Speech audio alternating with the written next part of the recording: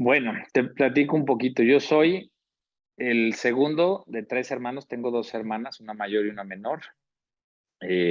Toda la vida, pues, mis papás vivieron con nosotros. Éramos una familia muy tradicional, o sea, muy común, ¿no? Nada extraordinario. Fue una decisión difícil. Yo siempre he pensado que a los chavos que nos hacen tomar una decisión al respecto cuando tenemos 17 o 18 años, es una decisión dificilísima, Sí, porque estamos decidiendo mucho de nuestro futuro a esa edad, cuando realmente nuestra madurez es muy... A mí, digamos, de chiquito, yo tenía la ilusión de ser soldado, me gustaba el rollo, o sea, como muy raro, pero me gustaba el rollo de la disciplina castrense, me llamaba mucho la atención. Quería ser, también en algún momento quise ser veterinario, ¿no? Los animales me gustaban mucho, mis papás nos dejaban tener muchos animales, de todas clases, tuvimos peces, ranas, conejos, perros, gatos. Entonces me gustaban mucho los animales. Y las ciencias naturales en general pues, se me facilitaban. Mi mamá es bióloga y se dedicó a la ciencia toda su vida profesional. Entonces era una parte que yo tenía como cierta facilidad industrial. Entonces realmente no, ninguno eligió una carrera idéntica a la de nuestros papás. Fueron como muy abiertos en ese aspecto, ¿no? Y yo creo que eso es algo bien padre, que los papás te dejen elegir lo que tú quieras hacer, eh, con todo el riesgo que te digo, ¿no? Que estás tomando sí, estás eligiendo algo a los 18 años, ¿no? A los 17 años. Pero vamos, yo creo sí, que sí, tú y sí, muchos sí, de tus compañeros entienden ese sentimiento. sí. No, Le yo creo que tienes ustedes con que... mucha más razón también. Sí, fíjate que, no sé, tengo la ligera impresión de que la exigencia de la UP era mucho más alta antes. Sí, No quiero comparar como que los tiempos claro, pasados fueron mejores, nada. Pero en serio, los maestros eran bien rudos antes, bien rudos. sí, Y sí creo que para la gran mayoría de mis compañeros y para mí, el pasar para la UP, pasar en la UP fue un reto difícil. Te pongo un ejemplo. Yo no, yo no podía concebir que en un salón de clase me hablaran de Dios o de San Agustín. O sea, imagínate qué tan tonto era yo. O sea, yo no podía entender que me hablaran de San Agustín. Yo San Agustín en cuestiones de filosofía, pues creo que lo había visto así como muy de refilón, no nada significativo. Y yo creo que esa es una de las grandes cualidades de la UP, que te enseña muchas cosas que quizá la modernidad ha cambiado, pero que pues, son las bases de nuestra sociedad y de la forma en que pensamos las personas. Cuando empecé a estudiar la carrera, me llamaba mucho la atención el derecho administrativo, ok, como el defender al particular frente a la sí, administración pública, sí, sí, sí, ¿no? Y bueno, yo creo que como absolutamente todos los alumnos de derecho, cuando conocí el derecho penal, se me caía así de, no podía creer o sea, la sí, materia tan interesante, tan técnica, tan humana que es el derecho penal. Y estaba yo balanceándome entre estas dos. Dije, me interesa, me llama la atención, creo que puedo aprender más. Y esa fue ujú, digamos, la razón por la cual terminé decidiendo ir por el BJ. Y yo sí creía que iba a tener la oportunidad de aprender más. El socio que llevaba los temas de laboral en Basha me explicó cuál iba a ser mi chamba. Y básicamente iba a ser lógico, de lógico, calle, llevar papeles. sí, Y yo decía, no, pues ahí no voy a aprender nada. el, el bufete tiene esa gran cualidad. Tú llegas el primer día, te presentan un caso, sí, que siempre es una persona que está en la peor situación posible, que no tiene lana, que está metido en el peor problema jurídico, te dan tu código y te dicen, vas, sí, arréglalo. Eh, y mucho te lo tienes que ingeniar, ¿no? Tus jefes te guían muchísimo, te ayudan muchísimo. Mi jefa en ese entonces era Gaby Almaraz y era, ah, ok, nota la UP. La UP o sea, se nota. ok.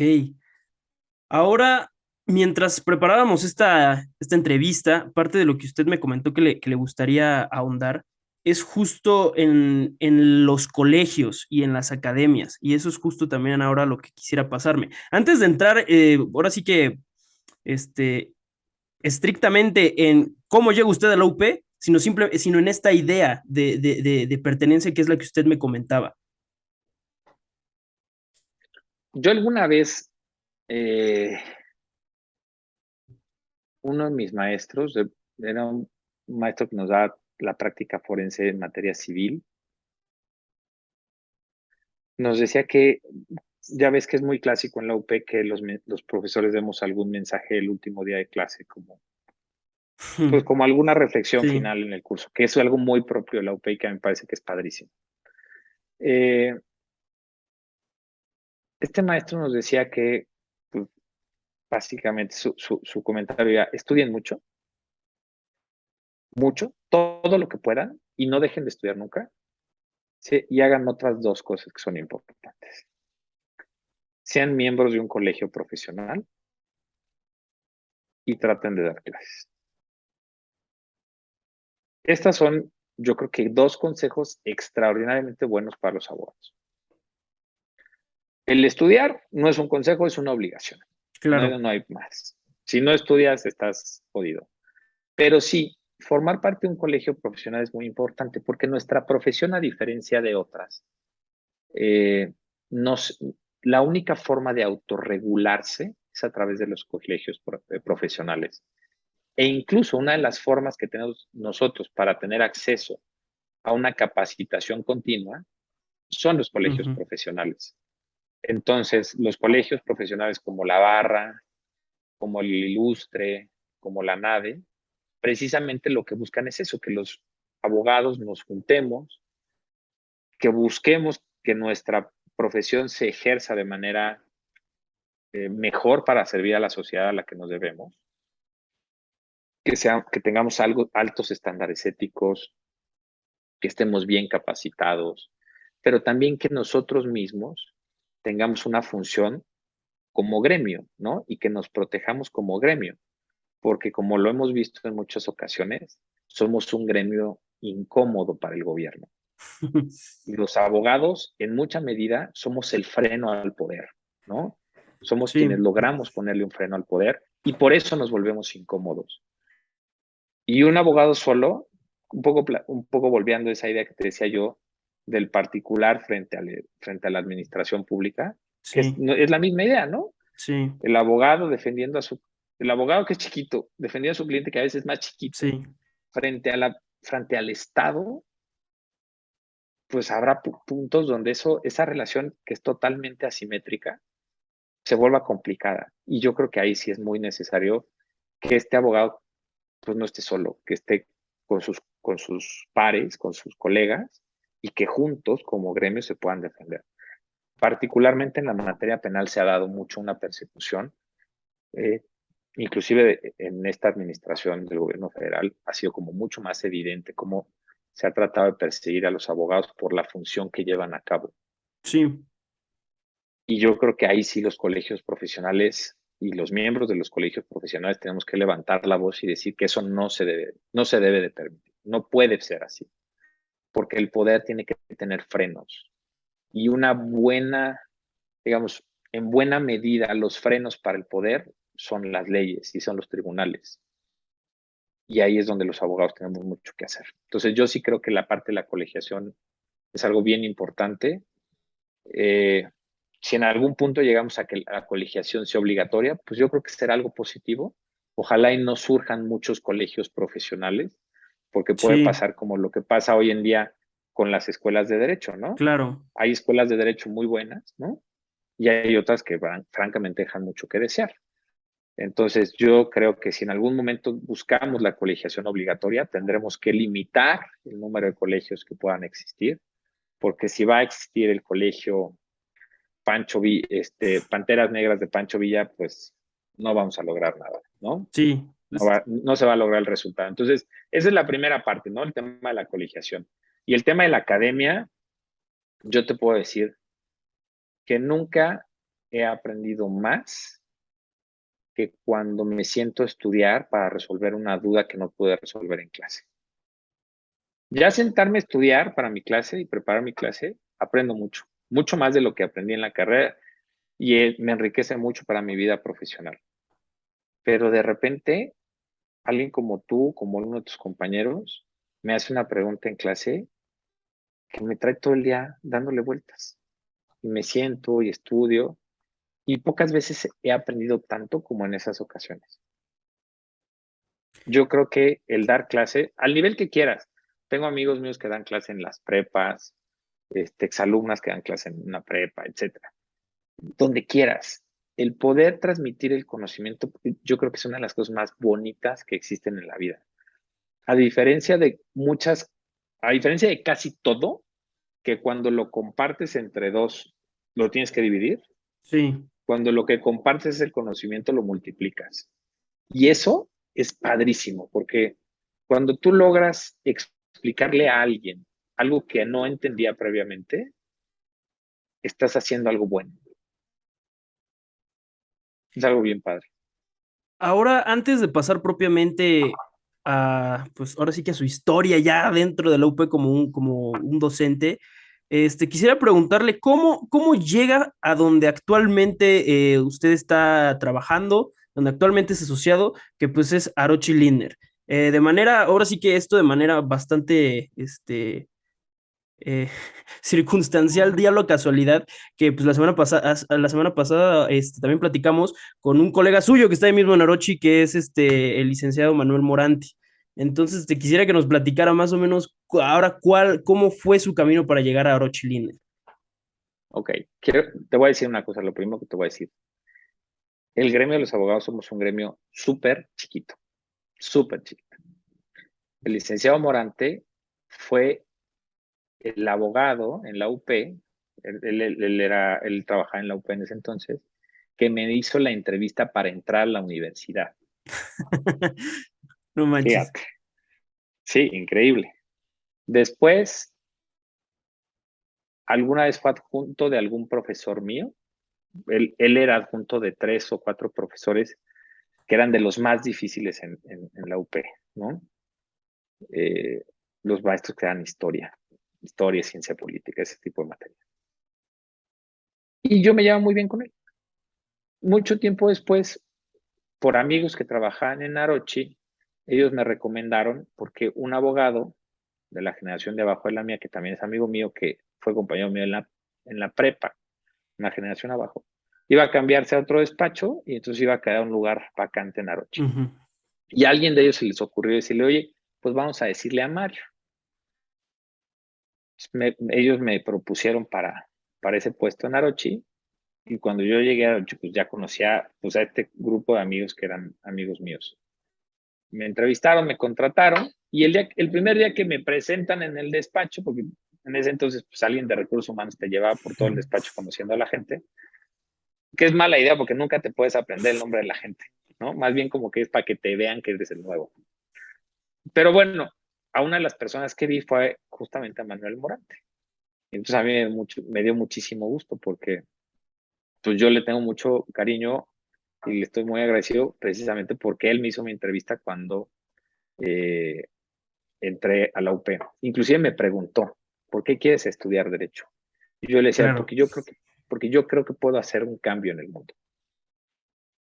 Y entonces me vio con toda la ternura de un profesor Sí, sí, que sí. llega un chavito que va a estudiar Derecho y le dice que quiere cambiar. Sí, sí, sí. Y él me dijo, bueno, si tú quieres hacer algo por los menos favorecidos, en algún punto estaría bien que pensaras en trabajar en el gratuito de la UP. Ok. Y yo creo que como con voz providencial se Sí, dio. sí, sí, sí. Y yo sí creo que si tú estudiaste Derecho para volverte millonario, está bien, pero si tú no llegaste, como todos llegamos a la facultad pensando que puedes cambiar este mundo, te faltó algo, ¿no? Sí. Seguramente va a ser igual de buen abogado, pero te faltó algo. Entonces yo sí creo que los abogados tenemos que tener siempre presente la idea de que podemos cambiar el mundo, que podemos ser agentes de cambio. Y esto, déjame lo relaciono un poco con el tema de la colegiación obligatoria o de la colegiación en general. Todos los colegios profesionales nos exigen a los miembros hacer trabajo pro bono. Ok, Esa es una forma de cambiar el mundo. No claro. vas a cambiar el mundo de un día para otro, no vas a hacer una revolución que haga que el sistema capitalista se caiga a pedazos. No va a pasar, pero sí puedes cambiar cosas pequeñas todos los días. A lo mejor no puedes ayudar a todo este país que está muy amolado, pero sí puedes ayudar a una persona un día, ¿no? Para que tenga un asunto y que pueda tener acceso a la justicia de manera eficaz. Eso sí puede ser un agente de cambio. Entonces, pues bueno, así llegué a Orochi, alguien me recomendó, un amigo. Curiosamente, ninguno, salvo uno, los demás no eran de la UP, eran amigos de amigos en común. Y llegué, empecé a hacer combate a la piratería originalmente. Después me separé de ese equipo e hice un equipo que nos dedicamos al derecho penal, ¿no? Uno de los socios del despacho, principalmente Roberto Arochi, me dio la oportunidad de hacer este equipo nuevo dentro de la firma y es ahí a lo que yo trabajo actualmente. Oiga, y cómo es justo este contraste que yo creo que ya para estas fechas algunos de mis compañeros ya estarán viviendo, que es justo ver cómo alguien que les dio clases o que al menos fungió como adjunto, pues ahora ya es su igual. A lo mejor si bien no en cuanto a conocimientos o en cuanto a edad, pero sí digamos en cuanto a trabajo, porque los dos son asociados. Pasa así, es bien rápido. Eh, Incluso si te das cuenta, con muchos de los profesores más jóvenes de la licenciatura, la diferencia de edad es pequeña, Sí, ¿no? Entonces, en poco tiempo, pues esas diferencias se van acortando. Y esto pasa mucho en la vida. Conforme más creces, las diferencias de edad se van acortando y se vuelve sencillo. Yo creo que eh, lo que hagas con tus profesores. A mí, por ejemplo, una de las cosas que algún día me pasó y que fue increíble fue que un notario, que fue maestro mío, que me dio sus sesiones, algún día yo que necesitaba hacer una diligencia con un notario, entonces le pedí que si me podía dar ese servicio, me dijo que sí. Y en algún punto donde estábamos haciendo la diligencia me dijo, oye, Mario, háblame de tú, por favor. Y para mí era impresionante. Digo, no, sí. licenciado, yo no le puedo hablar de tú a usted. Sí, por favor, háblame de tú.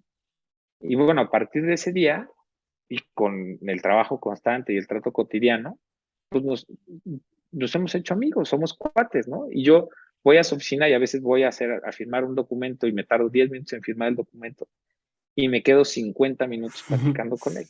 Sí. Entonces, son de esas cosas, y te voy a decir, es un notario súper prestigiado, ¿no? O sea, no, este, para mí es un honor ese tipo de cosas. Claro. Entonces van cambiando. O sea, el tema del tiempo y de cómo se van nivelando las cosas, yo creo que es algo muy natural. Ahora ya, digamos, después de todo este rato, quisiera ya entrar propiamente. ¿Cómo llega usted a dar cátedra dentro de nuestra facultad? Actualmente solamente da dos cátedras, ¿cierto? La de delitos y la de técnicas de litigación oral. ¿Siempre se mantuvieron Y esas? ya, ¿no? No, fíjate que no. Te platico un poco. A mí siempre me gustó, o sea, tenía yo la inquietud de dar clases y le pedí a varios de mis profesores, cuando terminé la carrera, los busqué y les pedía si me daban oportunidad de ser sus adjuntos. Y me topé con pared en la gran mayoría de los casos. Después de mucho insistir, el licenciado Juan García de Acevedo me dio la oportunidad de ser su adjunto. El licenciado García de Acevedo además fue mi director de tesis. Entonces, pues bueno, un día empecé a dar clases con él como su adjunto y sigo siendo su adjunto. Él lo sabe, ¿no? Que yo sigo siendo su adjunto y siempre que él necesita que yo vaya a dar su clase, voy y la doy con mucho gusto.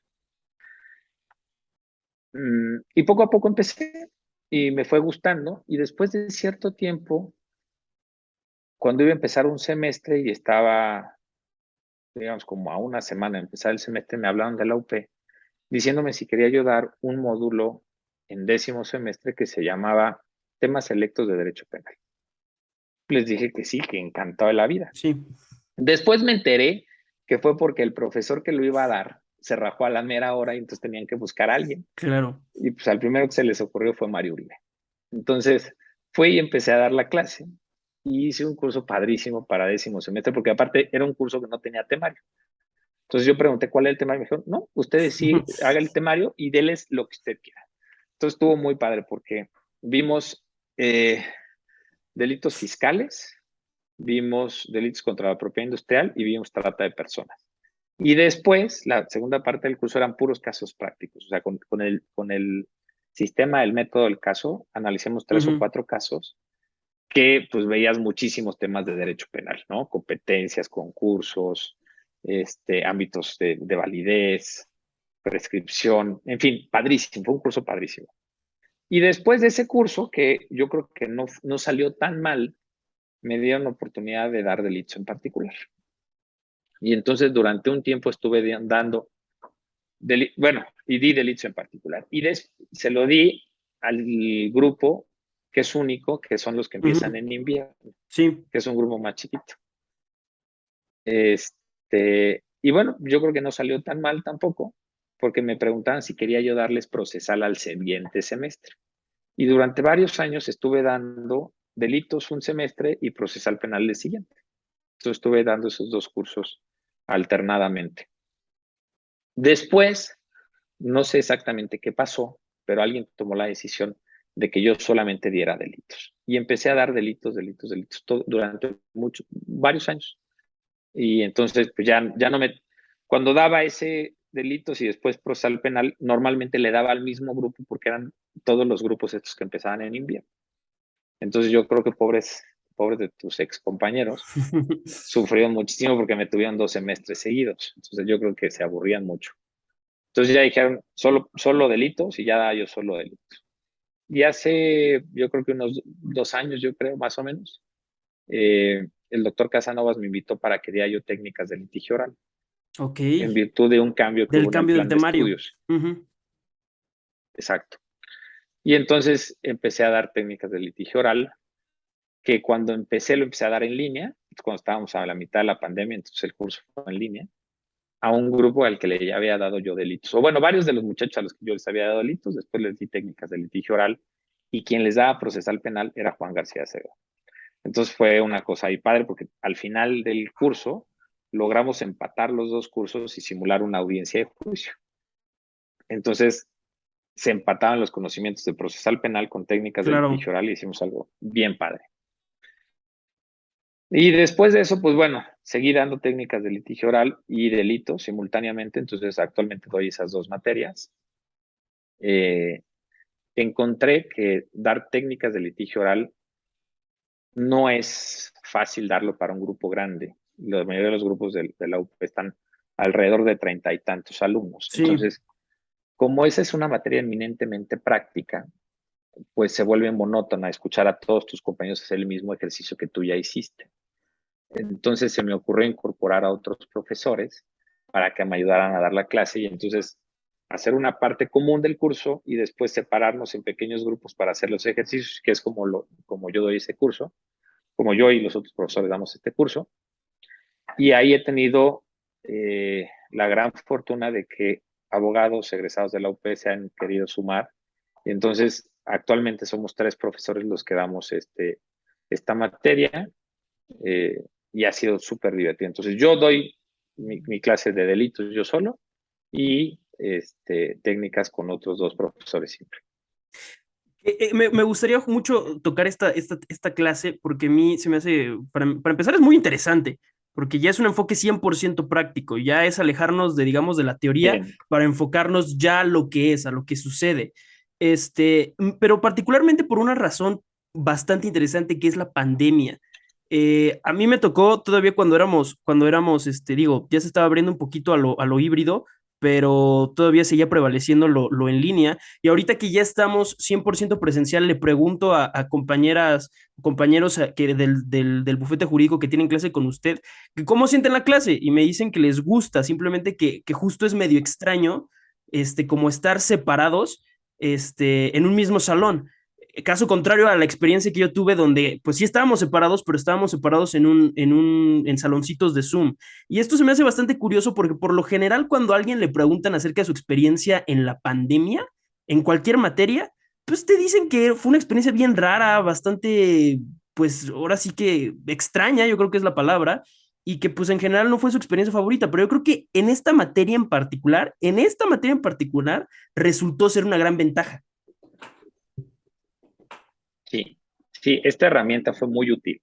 Hacer los saloncitos en Zoom, o sea, estar todos en una llamada y después 3 llamadas, era magnífico porque permitía hacerlo mucho más fácil.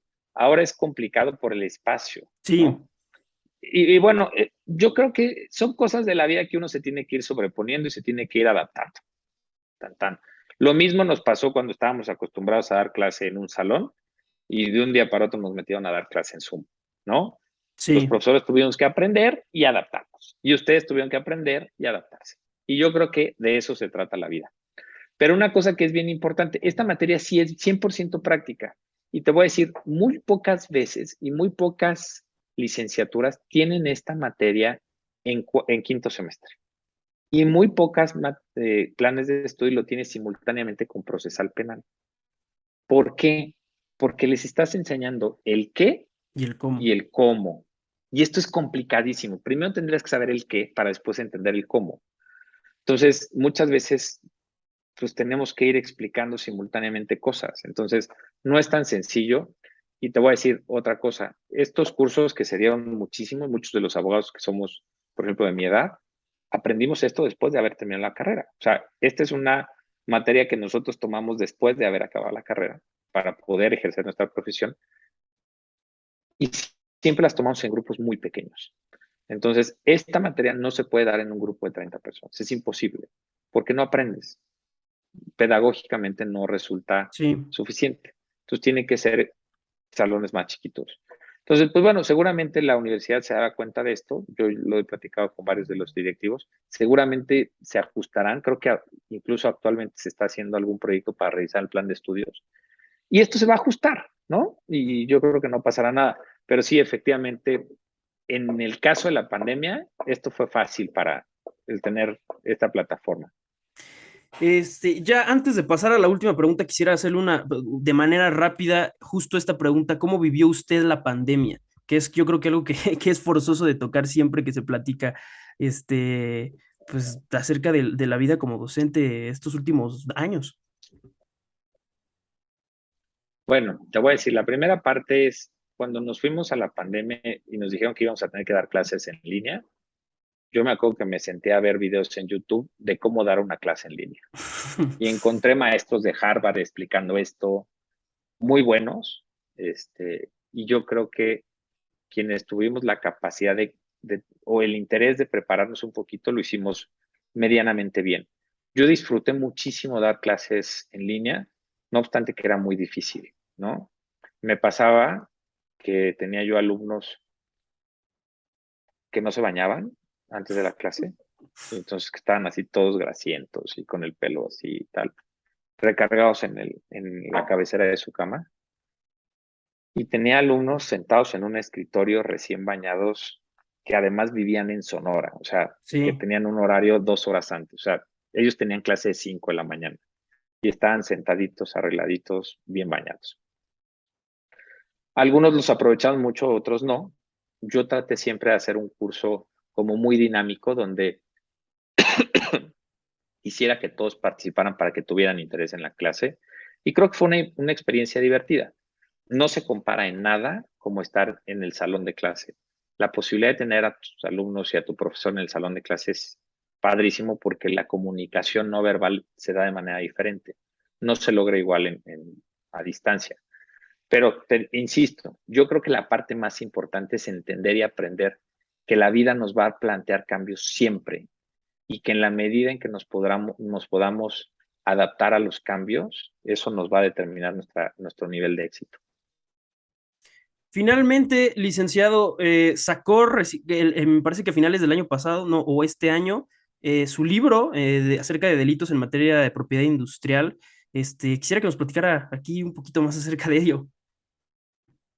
Bueno, pues también es producto de la pandemia. De las cosas buenas de la pandemia es que yo tuve tiempo para poder sentarme a escribir. Entonces tenía yo que terminar mi tesis de maestría, que la había estado postergando y postergando a lo tonto.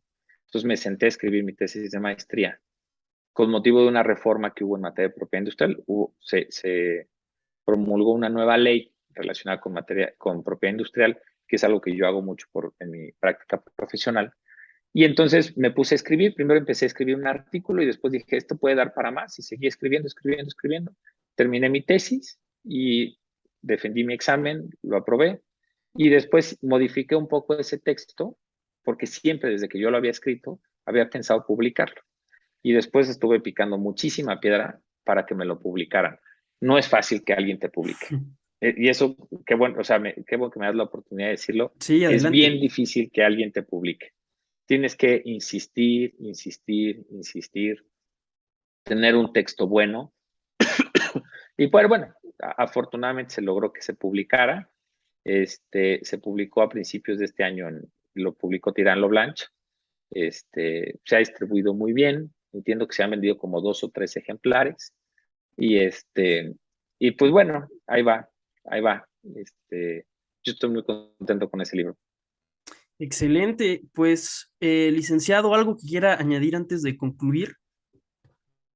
Pues nada, darte las gracias por esta conversación. Me da mucho gusto poder platicar contigo y con tus compañeros. No, al contrario, le agradezco a usted por su tiempo y pues sin más por el momento yo me despido. Muchas gracias por habernos acompañado. Pues si les gustó, denos amor en redes sociales y platíquenos a qué otro profesor les gustaría que trajéramos aquí para platicar. Yo soy Eric Fuentes, yo con esto me despido. Bye bye.